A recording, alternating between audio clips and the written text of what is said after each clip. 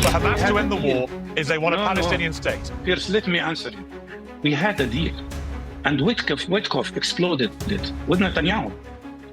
10 Israeli captives would have been released already, and 18 bodies would have been released in exchange of releasing the Palestinian, about 1,300 Palestinian prisoners.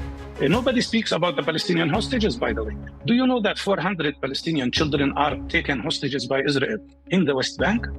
Do you know that 3,650 Palestinian prisoners are kept in Israeli jail without trial, without charges, and they are kept under the so-called administrative detention? They are also captives. If Hamas now releases all the prisoners, all Netanyahu will do is to continue the war, because he says, even if I get the Israeli captives, I will continue the war to destroy Hamas. He will continue till he evicts everybody to the south of Gaza, to the concentration camp, and then he will conduct ethnic cleansing. About Hamas governance, we got from them, I personally negotiated with 14 other Palestinian parties in Beijing more than a year ago. Hamas told us they are ready not to be in the government. مداخلة تاريخية للبرغوثي على برنامج أشهر صحفي بريطاني بيكشف الحقيقة للغرب، وعلى العكس كان شرس جدا في المقابلة وقدر يرد على الصحفي بمنتهى الذكاء. فهي المقابلة لا يكتفي مصطفى البرغوثي بالأرقام، بل بيفتح ملفات الذاكرة السياسية من النكبة حتى غزة لليوم، ويبين للعالم أنه الفلسطيني ما زال أعزل أمام ماكينة سياسية وعسكرية متوحشة، ومحول لغة الأرقام إلى محكمة رأي عام حيث تتهاوى الذرائع بالدفاع عن النفس. وهو ما وصفت واشنطن بوست مؤخراً بأنه إعادة إنتاج لأدوات العقاب الجماعي تحت غطاء شرعية دولية متصدعة. وهنا تطرح الأسئلة: لماذا أصر البرغوثي على تفكيك سردية الدفاع عن النفس أمام الجمهور الغربي؟ ما الرسالة اللي ربط فيها ملف الأسرى الفلسطينيين بقضية تبادل الأسرى؟ كيف نفهم تحذيره من إعادة إنتاج الفيتو في السياق الفلسطيني؟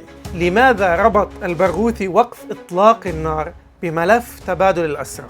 وهل يمكن لمقابلة واحدة أن تغير وعي الجمهور الغربي؟ ولماذا يرى أن القضية تتجاوز الأخضر أو أي فصيل ثاني؟ بمنتهى الذكاء ركزوا في هذه المقابلة. A panel in a moment, but I want to bring in the president of the Palestinian National Initiative, Mustafa Barghouti. Mustafa, welcome back to Uncensored. I appreciate you joining us again.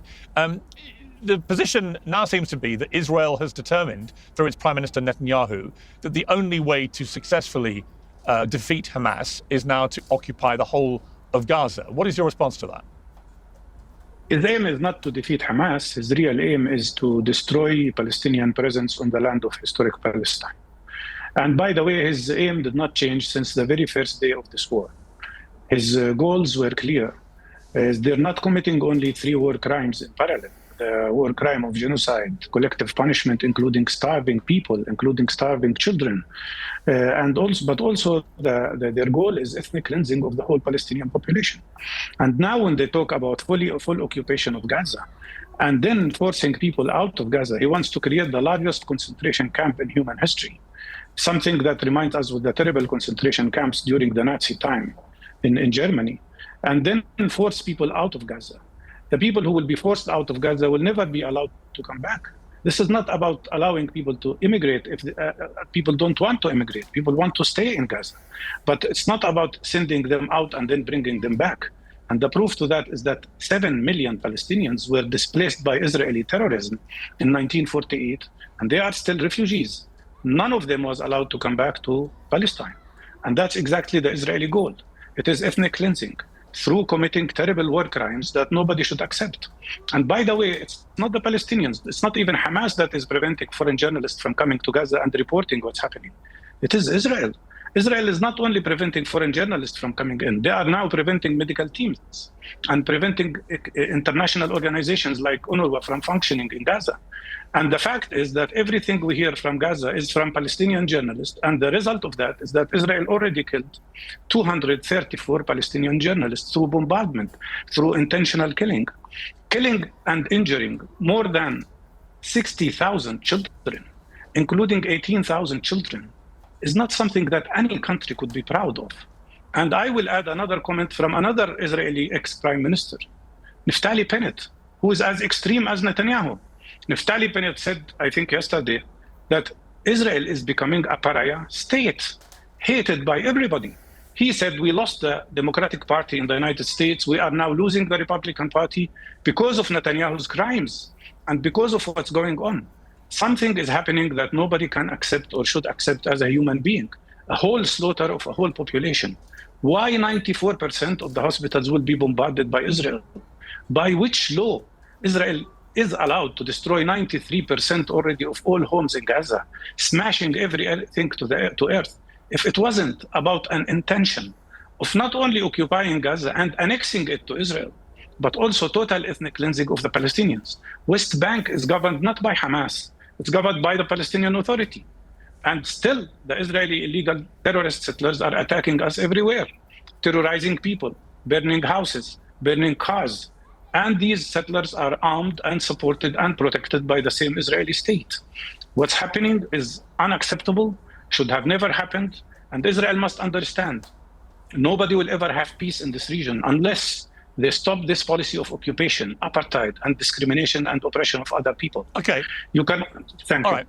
But راح نجاوب على أول سؤال: لماذا أصر البرغوثي على تفكيك سردية الدفاع عن النفس أمام الجمهور الغربي؟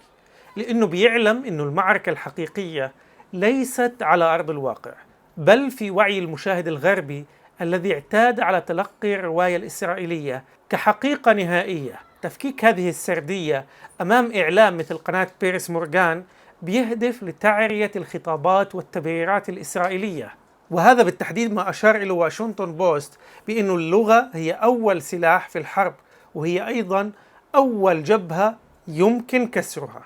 ما الرسالة من ربط ملف الأسرى الفلسطينيين بقضية تبادل الأسرى.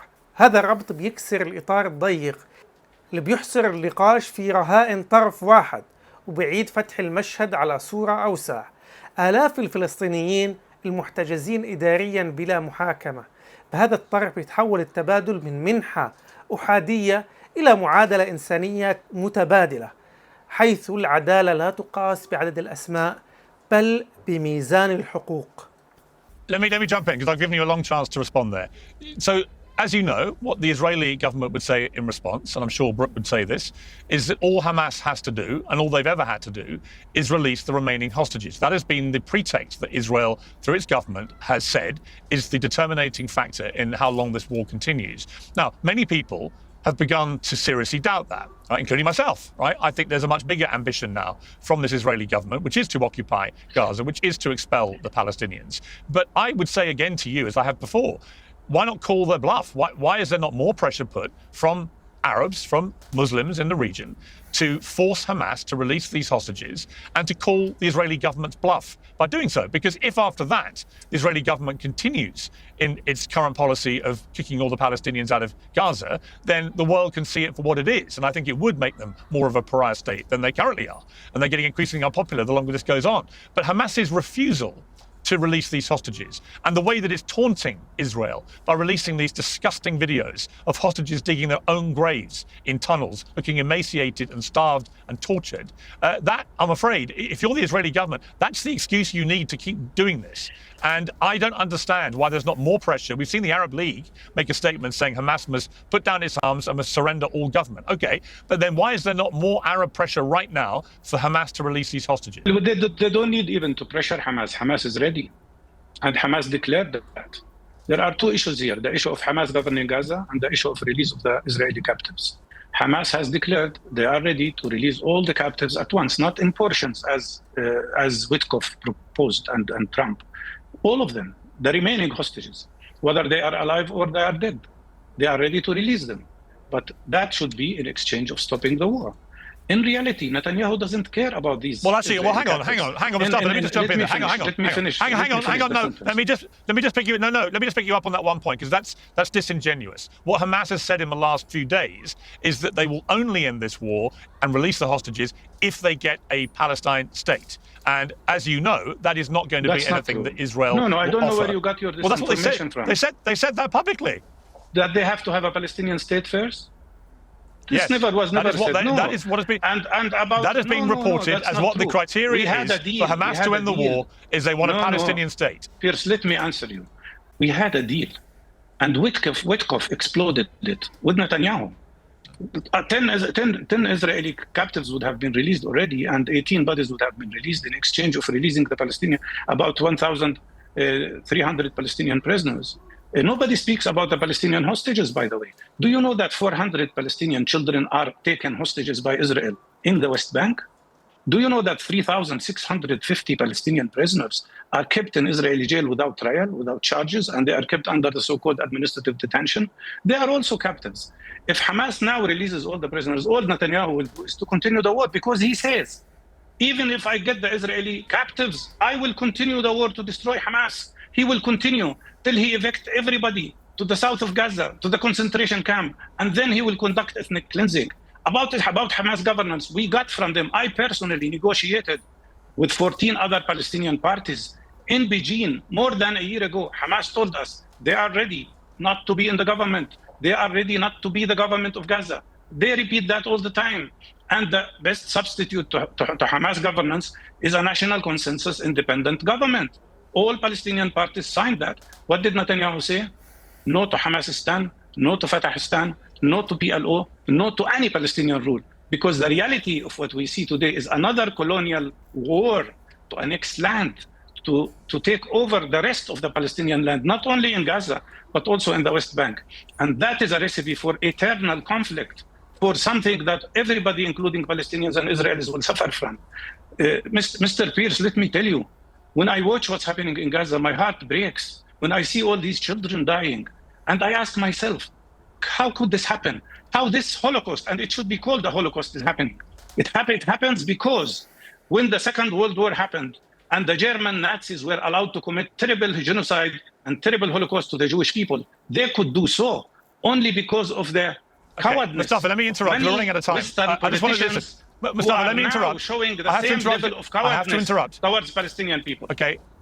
I hear you. I have to interrupt because we run out of time, but I do want to just point out to you that on the 2nd of August, Hamas released a statement that it could not yield its right to resistance and its weapons unless an independent, fully sovereign Palestinian state with Jerusalem as its capital was established. That was August the 2nd. So that's 4 days ago. But it's not about releasing hostages.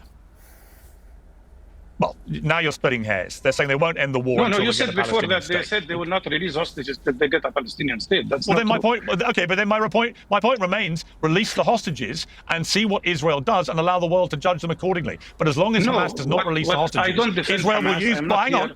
Israel will.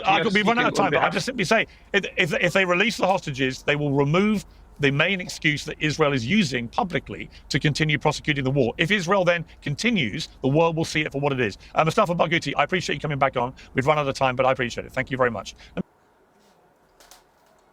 لماذا ربط موقف إطلاق النار بملف تبادل الأسرى؟ في رؤيته أي اتفاق لا يتوافق مع تهدئة شاملة يتحول إلى حلقة في سلسلة مساومات متكررة. التايمز وثقت أنه هذه الاستراتيجية منح اتفاقات إنسانية مجتزأة كأنها أداة سياسية لكسب الوقت وتأجيل الحسم.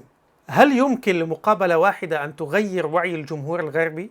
التغيير الفوري قد يكون محدودا، لكن التاريخ بيعلمنا أنه التأثير التراكمي أخطر من اللحظة الفردية. صور حرب فيتنام لم يتوقف القتال فيها يوما، لكنها شقت وعيا لأجيال. الأمر ذاته بينطبق هنا. التكرار في المنصات المؤثرة بيخلق فجوات في الرواية السائدة. لماذا يرى أن القضية تتجاوز حركة الأخضر أو أي فصيل تاني؟ لأنه حصر النزاع في إطار فصيل سياسي، وهو أداة لطمس الجذور التاريخية للصراع. ربط الحاضر بالنكبة يعيد النقاش إلى أصله أصلا، وهذا ذكاء جدا من البرغوثي. الحق في الوجود وتقرير المصير. الاندبندنت أشارت إلى أن هذا الإطار التاريخي بيربك الخطاب الإسرائيلي، لأنه بيضعه أمام أصل المشكلة وليس فقط نتائجها المعاصرة.